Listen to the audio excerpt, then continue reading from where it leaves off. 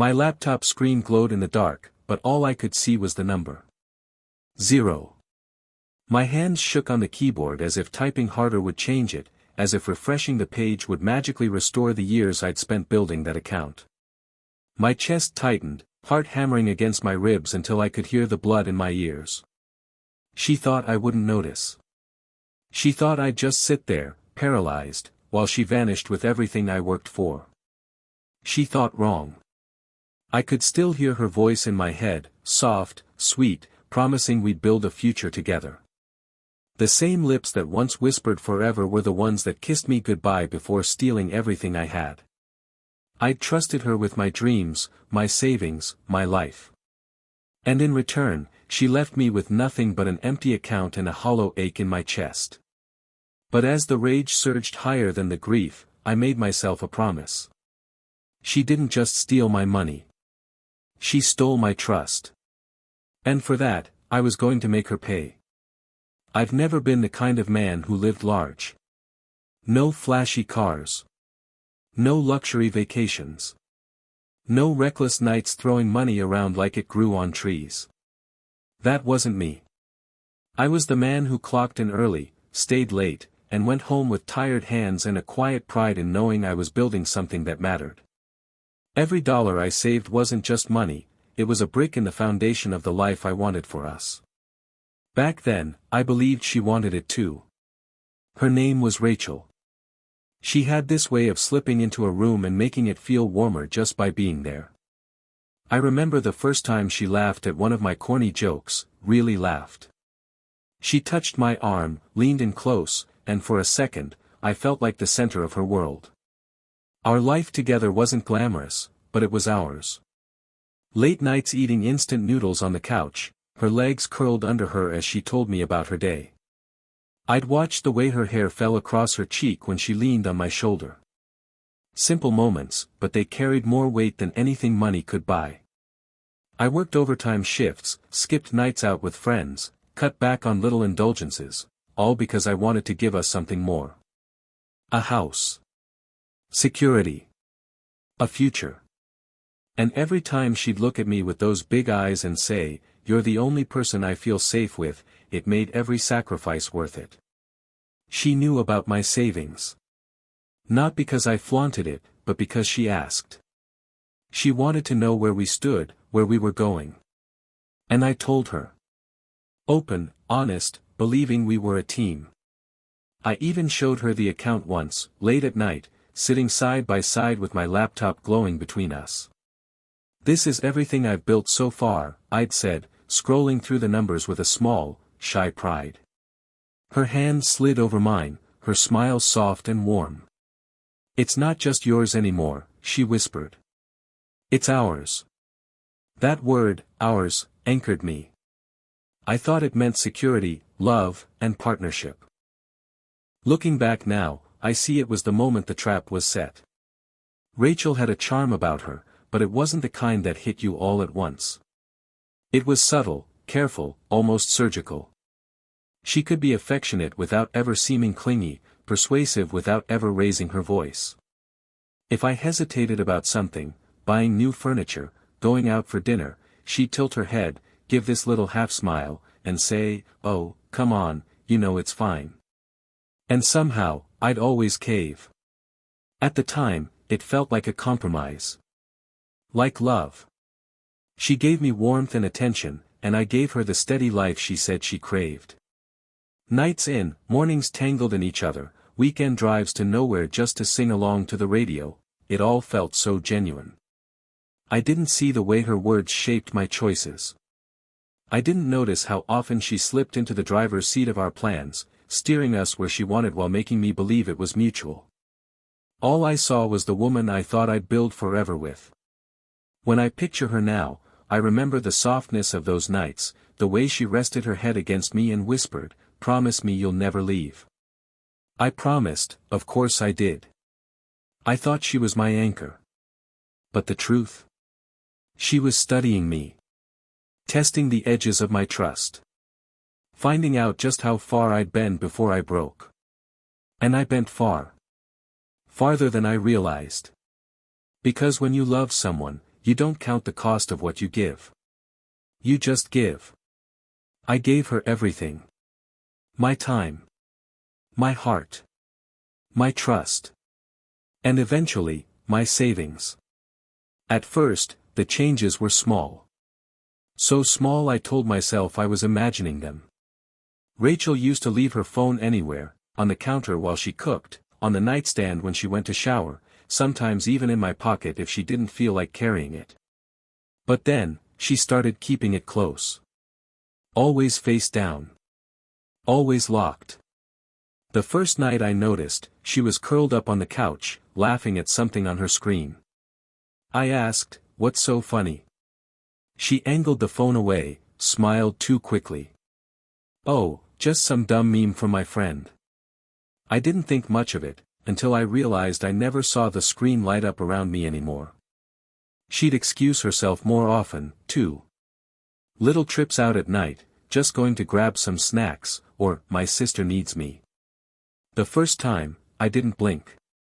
The fifth or sixth time, I lay awake staring at the ceiling, wondering why her perfume lingered stronger when she came back than when she left. Her tone changed too, sharper at the edges.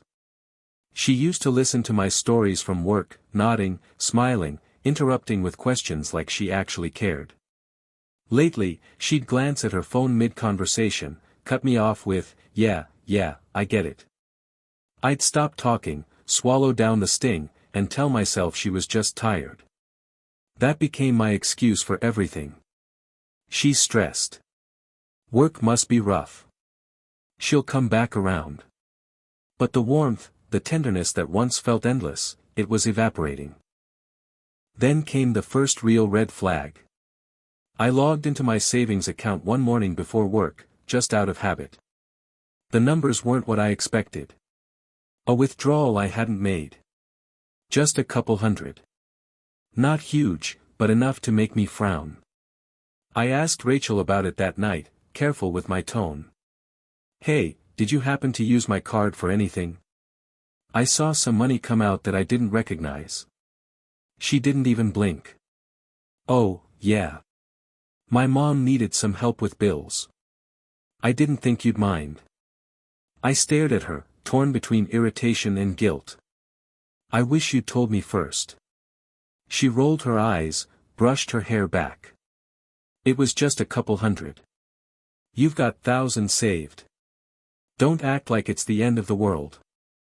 The way she said it, dismissive, like I was a child overreacting. I bit my tongue, nodded slowly. "Yeah, I guess. Just, next time, let me know, okay?" She leaned over, kissed my cheek. "You worry too much. I've got you, remember?" And just like that, the fight dissolved before it even started. She was good at that. Too good. But I kept thinking about it. About how she'd known my login info, how easily she'd taken without asking. It wasn't the money that unsettled me, it was the casual way she acted like it was hers too. The second time, she had a new excuse. "I wanted to surprise you," she said, holding up a bag with takeout from my favorite place. Another withdrawal I hadn't made. Another smile to soften the edges. I laughed, trying to push the unease down. "You didn't have to do that." "I wanted to." "Don't be so suspicious all the time." That word, suspicious, echoed. I hadn't even accused her of anything. Yet she'd already planted the defense, as if I was the problem. I told myself it was love. Love meant sharing. Love meant trusting. But doubt has a way of whispering louder than reason. It was my buddy James who first said it out loud. We were grabbing beers after work, and he leaned across the table. "She seems different lately. You okay?" I shrugged, forced a smile. "She's just stressed. Family stuff." James gave me that look, half sympathy, half warning. "Just, keep your eyes open, man. Sometimes the people closest to you," he didn't finish. He didn't have to. I hated him a little at that moment. Hated that he'd voiced the same thing I'd been trying to bury. When I got home that night, Rachel was on the couch, phone in hand, screen lighting up her face. She smiled when she saw me, but it didn't reach her eyes. "You're late," she said, setting the phone down screen first. "Had a beer with James." Her expression flickered, just for a second, but I caught it. Tightness in her jaw. A shadow in her eyes. "James doesn't like me," she said flatly. I blinked. "What? Of course he does." "No, he doesn't. I can tell. He's always watching me, like he's waiting for me to screw up." Her words sank sharp, making me defensive. "He's just protective. He's seen me get hurt before. That's all." She leaned in, lowered her voice. "Don't let him put ideas in your head. You know me. You trust me, right?" I nodded, almost reflexively. "Of course." But later, lying awake beside her while she scrolled silently on her phone, I couldn't stop thinking about it. Trust. It has always been the center of us. The thing I clung to when doubts tried to creep in. And for the first time, I felt it slipping. It was a Thursday morning when the bottom finally dropped out. I logged into my account like I always did, habit, comfort, reassurance. That number had always been my anchor, a reminder of the nights I worked overtime, the meals I skipped, the hours I gave away for something better down the line. But the screen didn't steady me this time. It shattered me. The number I expected, tens of thousands, was gone. What was left could barely cover rent. My hands went cold on the keyboard. I refreshed the page, again and again, like the numbers were playing a cruel joke. But they didn't change. The account was drained. Tens of thousands. Years of sacrifice. Every brick I'd stacked to build us a future. Gone. My breath came short, ragged. I whispered the words out loud, as if saying them would make me believe them. Every hour I spent working, every dollar I tucked away, she cashed it out like it was hers. I knew. Even before the confirmation, I knew. Rachel. She was the only one who had access. The only one who knew the login, the security questions, the patterns of my life. My stomach twisted so hard I thought I'd throw up. I paced the room, whispering, "No, no, she wouldn't," but even as I said it, I could hear her voice in my head. That soft, practiced sweetness. "It's not just yours anymore. It's ours. Ours." I sat on the edge of the bed, phone in hand, staring at her contact. My thumb hovered over the call button, shaking. When I finally pressed it, the ring felt endless. She answered on the third. Her voice was calm. Too calm. "Hey, what's up? What's up?" My words cracked. "Rachel, where's the money?" A pause. Just long enough for me to hear her inhale. Then, "What money?" "My savings. Everything. It's gone. Don't you dare play dumb with me." "Where is it?" She exhaled, almost like she was bored. "I told you I needed to take care of some things." "Some things?" My voice broke into a shout. That was my life. Everything I worked for. You took. "Calm down," she cut in, her tone sharp now, slicing. "You're so dramatic.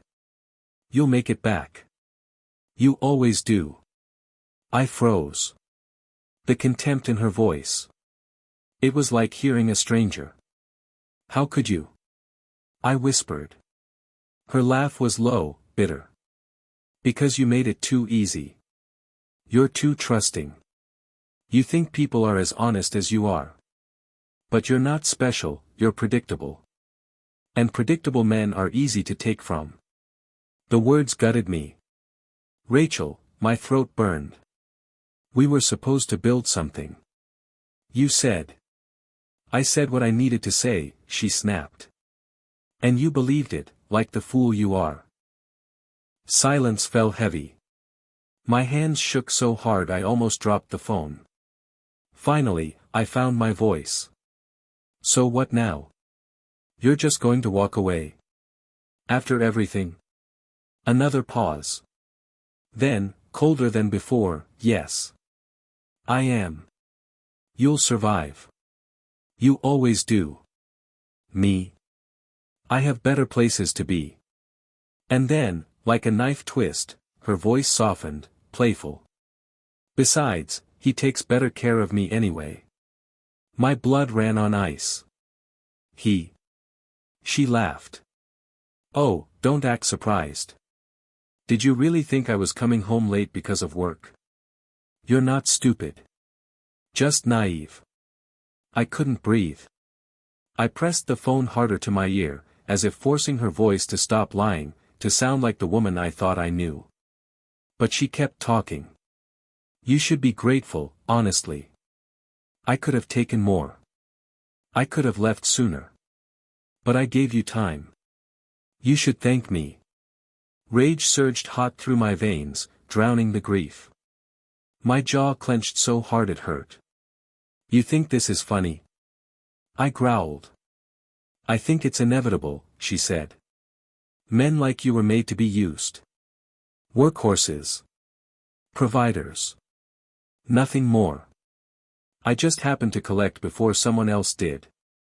And then, click. The line went dead. I sat there, staring at the wall, phone slipping from my hand. The silence in the room was deafening.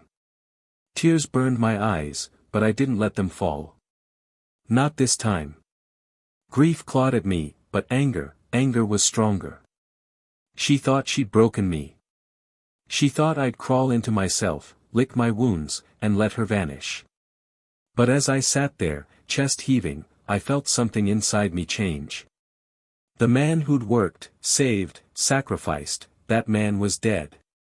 What was left was something colder. Sharper. She thought I was weak.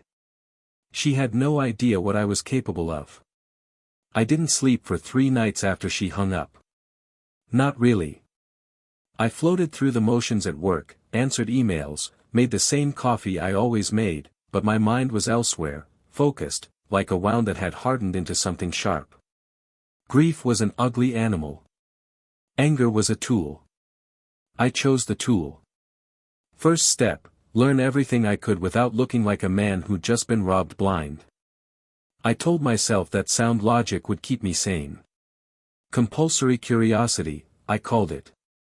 It was easier to say than to feel. I started small. Social media was the obvious place to begin. Rachel had never been discreet online. She liked attention the way a moth likes light, endlessly, without shame. Her accounts were full of staged happiness, cocktails at rooftop bars, selfies with a new lipstick, a throwaway photo of her hand curled with someone else's around her waist. I saved the images, timestamped them, and catalogued every comment and tag. Patterns formed, the same bar, the same weekend, the same cluster of new friends. I didn't want to become that person who obsessed over pixels. But the pixels told a story. They told me she hadn't left because she needed to. She'd left because she wanted better margins and looser morals. Next, I got practical. I revisited the little inconsistencies I'd shrugged off, the receipts that didn't add up, the unexplained cash withdrawals she'd blamed on her family, the nights she disappeared under flimsy excuses. If someone wanted to disappear with my life's work, they'd need to cover their tracks. That meant allies. That meant debts. That meant small, ugly secrets. From friends, from casual acquaintances, from the barista who remembered her, I pieced things together. A gambling ring here. A debt she'd owed to a woman with painted nails and a jaw like a bank vault. A man she spent late nights with who paid for her champagne and the smiles that came with it. I wrote names in a notebook and crossed them off as I verified them. Each confirmed detail felt like a splinter pulled from my skin, painful, but clarifying. I never contacted them. Not yet. You don't rush a plan. You build it like a house, solid foundation first. There were practical limits to what I did. I could watch her public life, but I refused to break into anything private. I wouldn't be the kind of man who stooped to petty intrusions. That was part of the fantasy she'd fed me, that I was weak, predictable, easy. If I was going to take anything back, it would be on my terms, and I would do it in a way that didn't make me the villain in my own story. So I became an observer. I started to time her outings. Not with the aim of confrontation, but to understand tempo. She was always busiest on Thursday and Friday nights. The man she'd been with, I'll call him Mark, was never in photos, but he was the one paying. He liked to keep things off camera. That was useful. People who hide want to stay hidden, which means they trust other people to keep secrets. That trust is fragile. I also watched the way she spent. The posts were loud. The purchases were louder. Designer bags, last-minute flights, nights at clubs with tabs that would make a grown man blanch. She had always loved the theater of spending, the smell of new leather, the clink of a bottle opened for effect. And she liked to be seen. Money was a costume for her. I catalogued the costumes. But there was another side to her that she didn't show. Rumors. A whisper about gambling debts. An offhand remark, she got deep with the high rollers, from a woman who used to work at a casino. It was unsubstantiated until I found a ledger, tucked in a desk she'd ditched quickly when she left our apartment. I never told anyone I had it. I kept it in a drawer and read it like someone reads a confession. The ledger had numbers, names, IOUs. It told me she had been bleeding herself dry for months before she ever touched my savings. She was improvising on the edge of ruin. She had been desperate long before she left. That desperation made her dangerous, yes, but it also gave me leverage. People with debts will take risks. People who take risks will take more risks if you make it look like winning is possible. I began to map vulnerabilities. Not how to break her, God knows I wasn't interested in becoming her mirror, but how to expose what she already was. She loved easy money. She loved status. She hated being seen as less than. She wanted to be admired, and she was greedy enough to believe a good lie if it smelled like a better life. The plan started to crystallize. I'd let her think she'd won. But first, I needed to make her believe the game was still worth playing. I went back to the apartment at night sometimes. I'd sit where we'd once shared a couch and listen to the old echoes of promises. It felt obscene at first. Then it felt necessary. I needed to understand the rhythms of the life I'd lost so I could stage the scene where she realized what she'd actually taken. People talk about revenge like it's a bright, righteous flame. In truth, it's constructed, patient. It's made of small, cold choices. I told myself over and over I was not interested in cruelty for the sake of cruelty. I wanted proportionality. I wanted to withdraw the illusion that had wrapped her up and show her the hard truth, that using someone's trust as a stepping stone exacts a toll. So I built the illusion. I started with finances. Not fraud. Not theft. Not illegalities. If this was to be anything other than self-destruction, it had to survive scrutiny. I set up a shell of an investment opportunity, a mock consultancy on paper that promised high returns to small investors. On purpose, I made it plausible. I used business language I could fake without technically advising anyone. I called the operation Oakbridge Investments because old-sounding names sound trustworthy. I bought a domain, a placeholder website, and a business email. Nothing sophisticated. Nothing that could be traced with ease to me if things went sideways. Just enough to look like legitimacy at a glance. I posted the right photos on the right sites, staged meetings, a briefcase opening to reveal contracts, a blurred-out handshake. I posted just enough to create an impression. People who make money know how to make other people think they're making more. I knew Rachel's weakness, greed and vanity. So I aimed the illusion there. I crafted a story of a quiet investor group that liked to pick winners early, an opportunity that required quick decisions and bigger stakes. The pitch was simple, seductive. It promised a fast, clean payday for the willing. I also planted breadcrumbs. I let people with thin ties to Rachel mention Oakbridge in passing in places she frequented online. A comment. A tagged photo. A DM that implied an introduction might be arranged, for the right investor. Each breadcrumb was designed to fall into the right path, toward her. Meanwhile, I kept my real life intact. I acted like the man left behind, slack-jawed and hollow. I let friends see the broken version of me. I posted the right kind of sadness in the right places. I allowed the occasional bottle of whiskey to sit on my kitchen counter. I let my eyes look tired at dinner.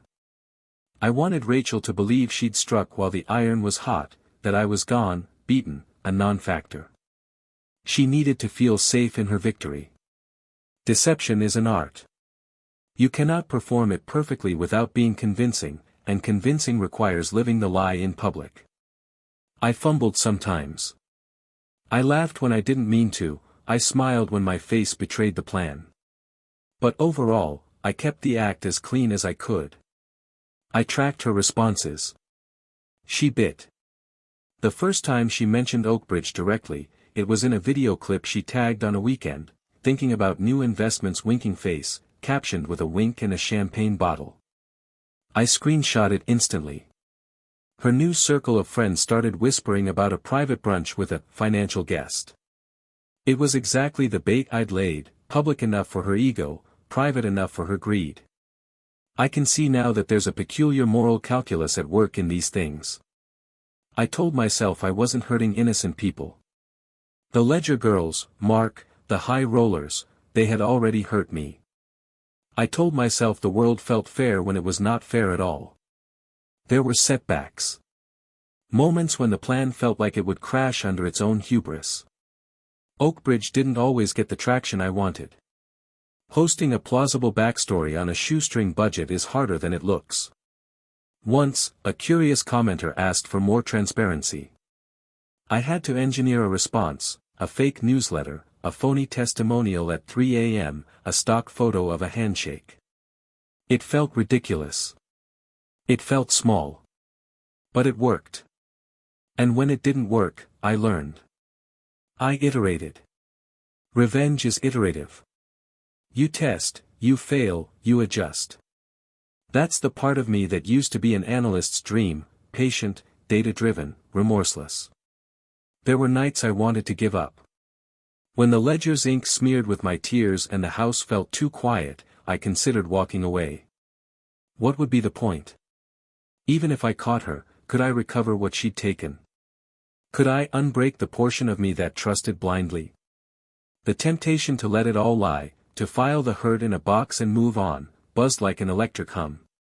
But then I'd find a photo, her hand on someone else's shoulder, laughter caught mid-air, and the desire to do this for more than money would rise again. It became personal, then principled. Not the principle of justice in the courtly sense, but a deeper one, that people who weaponize trust should not get to enjoy their spoils. Not in silence. Not with impunity.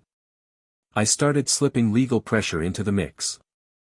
I could have gone straight to a lawyer from the start, but law is slow and evidence-hungry. The ledger, the photos, the withdrawals, all mattered, but I needed context. So when the trap finally closed, I wanted it to do so in a way that the law could not ignore. I wanted her to be left with options that led nowhere. I reached out, anonymously at first, to a friend who worked in compliance at my bank. No names. A hypothetical scenario. He told me how lookbacks worked, how suspicious transfers flagged accounts, how patterns mattered. I filed what I could through proper channels without incriminating myself.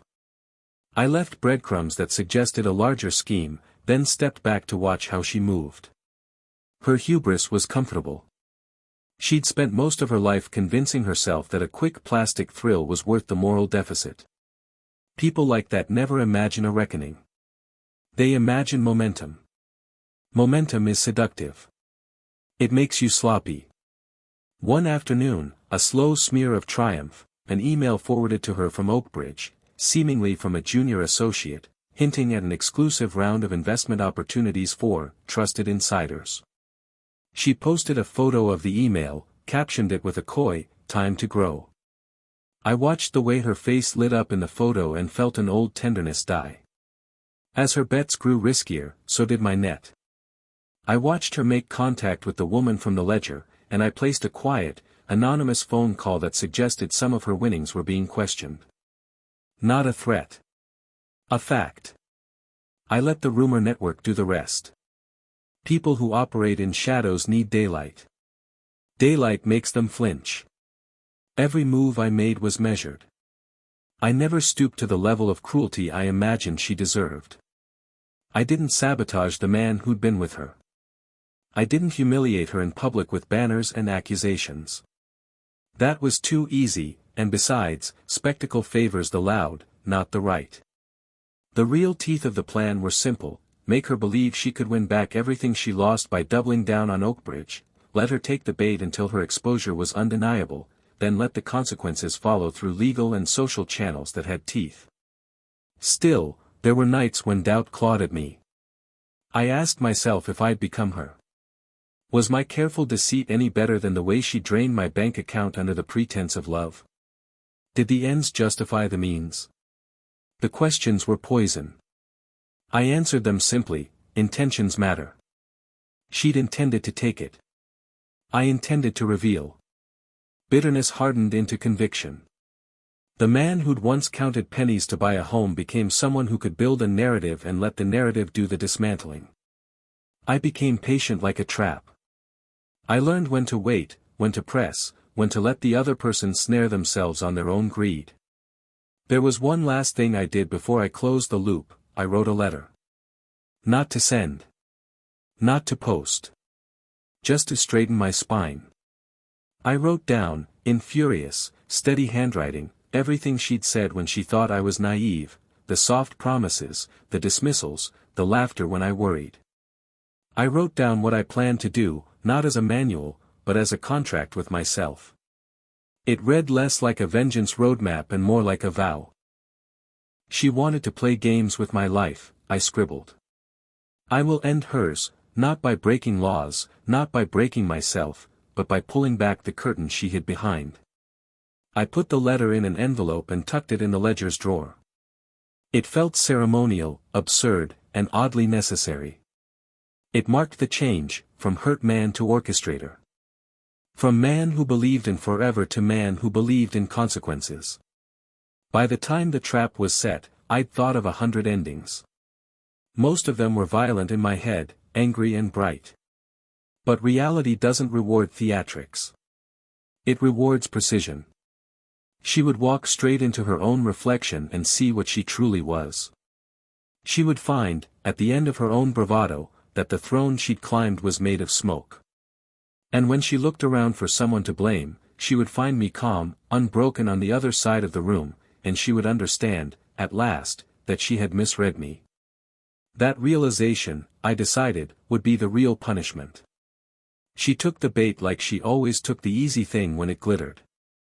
I suppose part of me expected her to pause, to smell the rot beneath the sparkle, but greed makes even the sharpest eyes dull.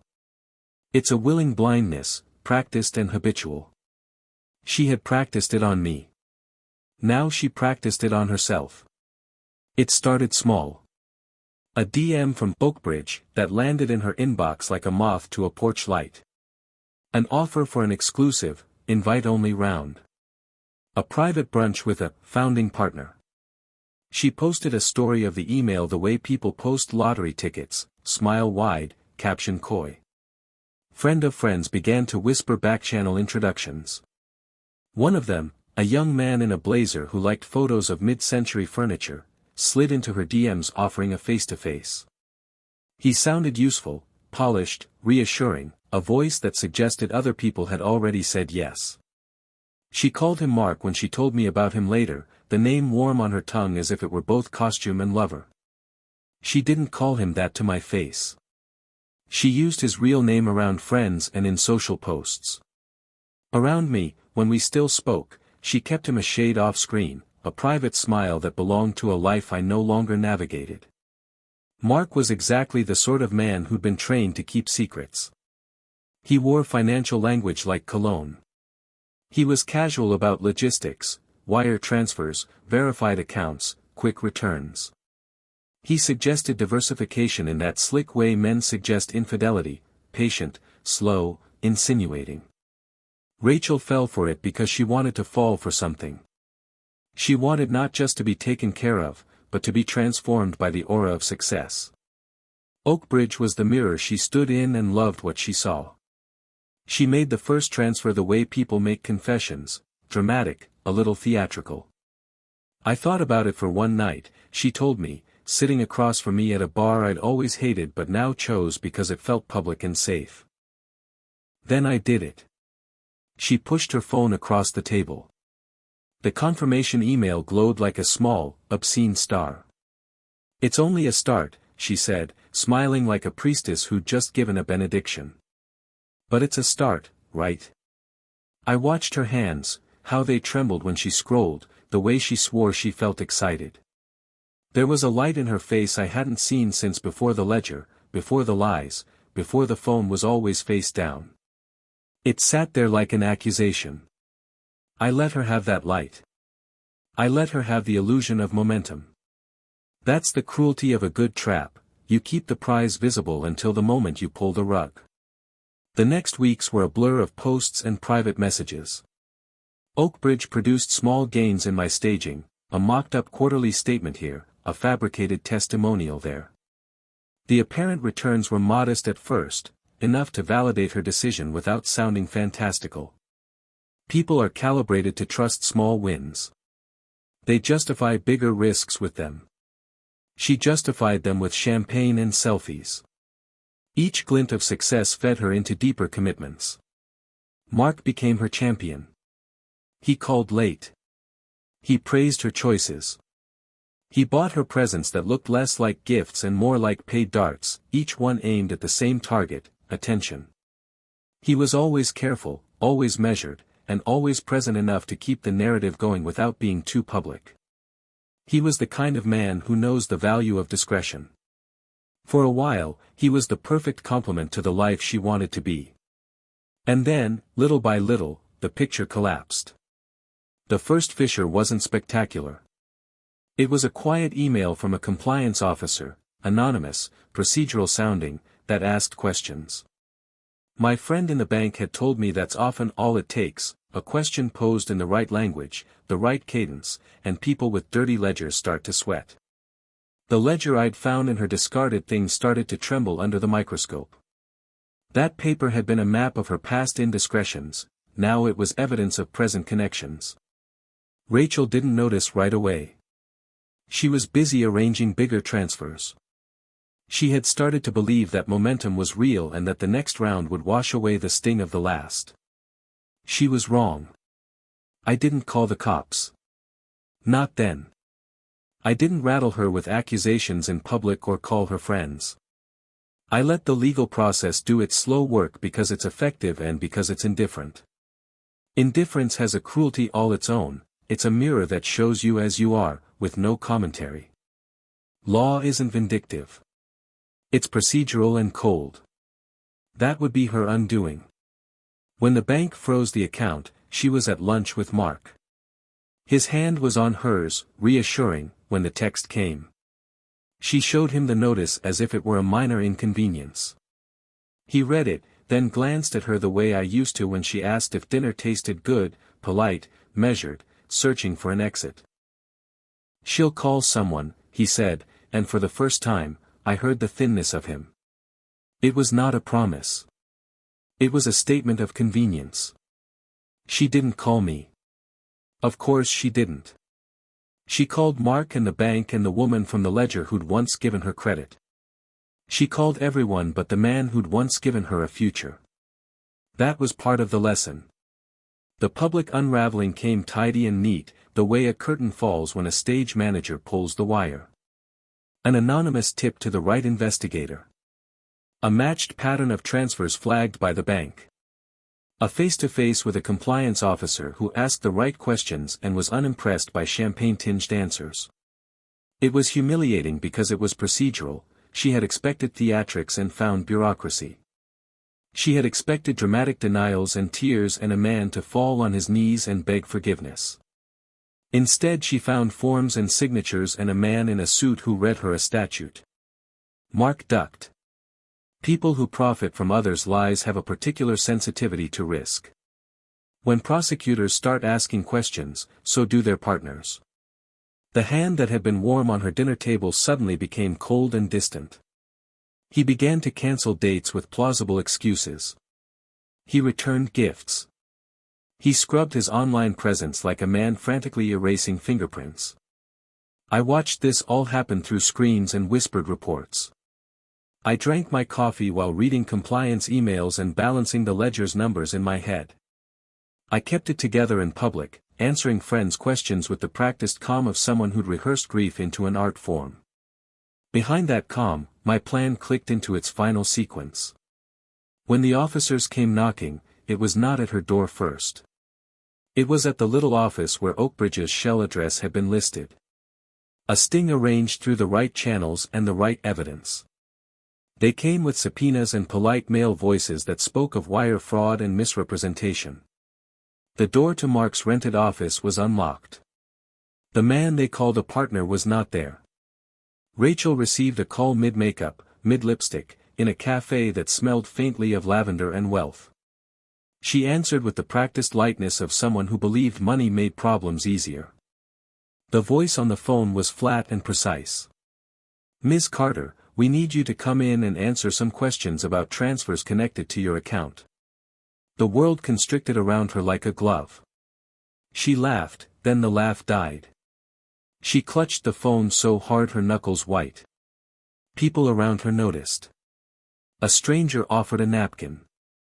She set the phone on the table, then picked it up again with hands that didn't look like hers. When she came to the office, when they escorted her in, the small clacks of her heels a soundtrack to the end, there was a hush among the staff.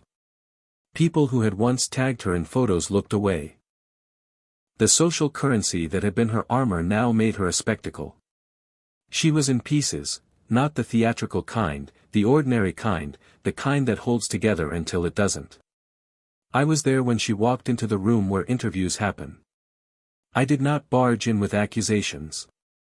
I did not scream or cry in front of the officers. I was calm, because calm is the most devastating weapon.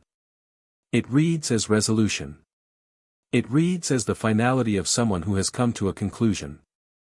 She saw me across the room, and for a second the light in her face returned, ragged and pleading. "You," she mouthed, like a prayer. Maybe she had imagined me pleading for her. Maybe she thought I'd come to beg. Instead I nodded once, imperceptibly, like a judge giving a sentence. She had expected a melodrama, she got a verdict.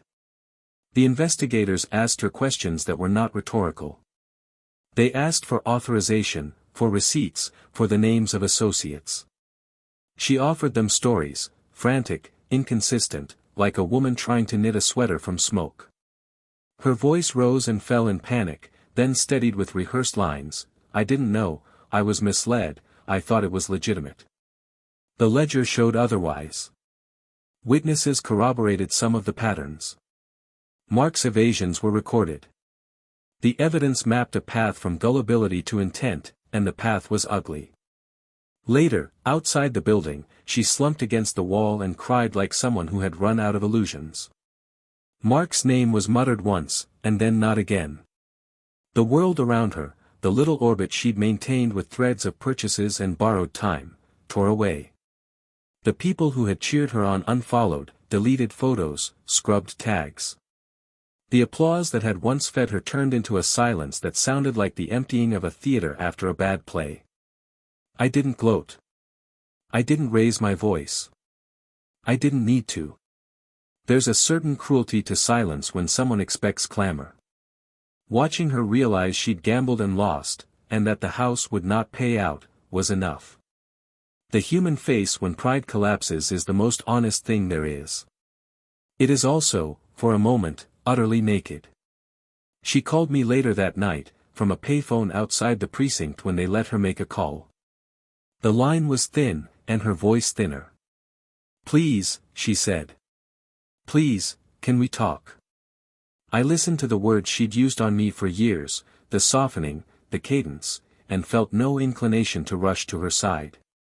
She'd used the same tone when she asked for money, for favors, for time. It had always been currency to her. Now she wanted something real. "Why?" I asked.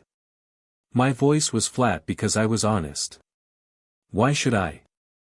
Silence on the other end, then a gasp. Because you always loved me." There is an odd moral back alley where words like should and always hide.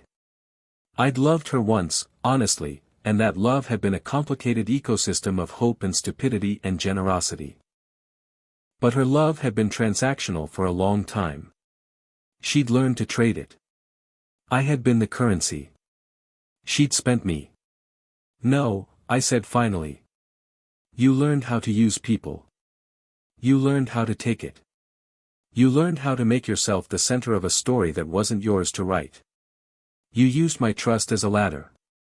You used it to climb." The phone warmed in my hand. Sirens in the distance. Her breathing was frantic. "I didn't take the money because I wanted to hurt you," she croaked. "I needed." "Needed," I echoed. "And I loved you." The two words sat like knives. "We will go through this the right way, Rachel. We will let the law do its work. You took what wasn't yours. You will answer for it." She sobbed then, not the loud sob of a theatrical woman but the thin, small sound of someone whose world had narrowed to a point. "I'm sorry," she said, "and it was the word you say when you've been caught, when the language of apology is a last-ditch attempt at clemency." I closed the phone gently. "Sorry isn't currency," I said. It never was. In the weeks that followed, the fallout was surgical. Payments were reversed as far as they could be traced. The bank worked with investigators to reclaim what it legally could. Legal proceedings opened in a way that is painfully slow and yet inexorably efficient.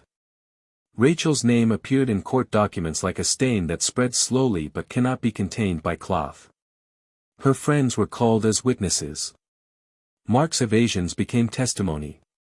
The ledger, once hidden in a drawer, was subpoenaed and read into evidence. It read like someone else's bad decisions, but it was hers. She tried to fight in the way people who have always argued to be believed do, with tears, with contrition, with bargains. None of it changed the ledger. None of it changed the path she'd chosen. Her humiliation was total not because strangers shamed her, because her own life, the one she'd built with borrowed fantasies and purchases, had been revealed as a house of cards. At a civil hearing, her lawyer suggested restitution could be negotiated. She nodded. She wanted to nod to anything that looked like a solution. The judge asked pointed questions about intent. The ledger's ink was the loudest answer. It described debts, loans, and transfers in a language that did not accommodate excuses.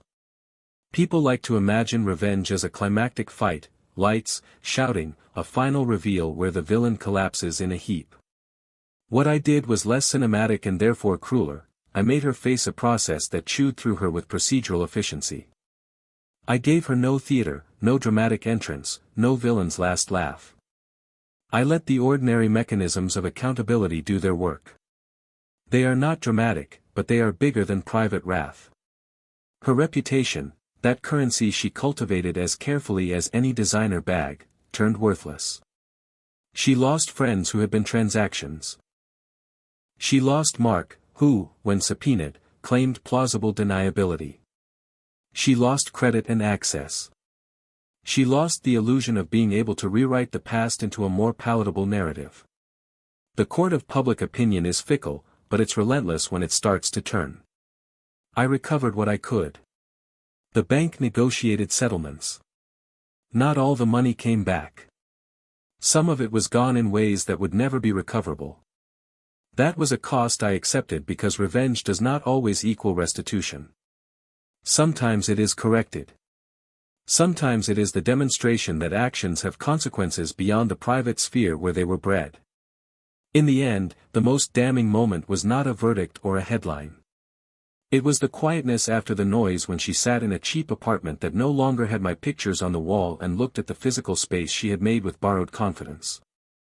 She called me one last time, not to beg, not to bargain, but to say something that sounded almost like recognition. "I thought I could steal your life," she said. Her voice had the thinness of understanding. "I thought I could take it and no one would care." "You were wrong," I said. There was a long pause. In that pause I heard years, nights of instant noodles, hours of overtime, the small rituals that make a life. I heard the ledger scrape in my memory, the way ink indicates slow choices. I heard the man I had been and the man I had become. When she finally asked me if I regretted what I'd done, I felt a small, quiet happiness at the truth of my answer. "No," I told her. "Not for the correction. Not for the wake-up. Maybe for the love I lost, but not for the lesson." She didn't say anything after that. I didn't need to say more. The world had been corrected, not perfectly, but enough. She had been shown a mirror that reflected what she'd always been when she thought no one was looking, a person who traded trust for comfort and found, in the end, that comfort hollow. I didn't raise my voice. I didn't need to. Watching her realize she'd gambled and lost was the final act. The silence that followed her fall sounded like closure. It sounded like a line I would keep close. She didn't just steal my money. She stole my trust. And for that, she paid, in statute, in reputation, and in the empty echo where she'd once imagined the sound of forever. The hearings ended like a book slamming shut. Papers filed, signatures inked, restitution ordered. The system doesn't give you fireworks, just dates, deadlines, and the quiet shuffle of lawyers gathering their notes. But for me, it was enough. I didn't get everything back. No one ever does. Some of those dollars had evaporated the second she touched them, burned on dinners I never ate, flights I never boarded, promises I never heard. But I recovered more than I thought possible, and more importantly, I recovered something she could never steal again, clarity. Rachel faded fast after that. Friends cut her loose. Her lover, if that's even what he was, vanished like smoke when the subpoenas hit. Creditors stopped returning her calls. She was left with scraps, and scraps never suited her. I saw her once, weeks later, by accident. She was sitting outside a cafe, no makeup, hair tied back, clothes plain. She didn't notice me. And for the first time, I didn't feel the burn of anger when I looked at her. I felt nothing. Just a strange calm, the kind that comes when a storm passes and you finally see what's left standing. I walked past her without slowing, without a word. She had already heard everything she needed to hear. She thought she could steal my savings. Instead, I took everything she had left, her illusion of control.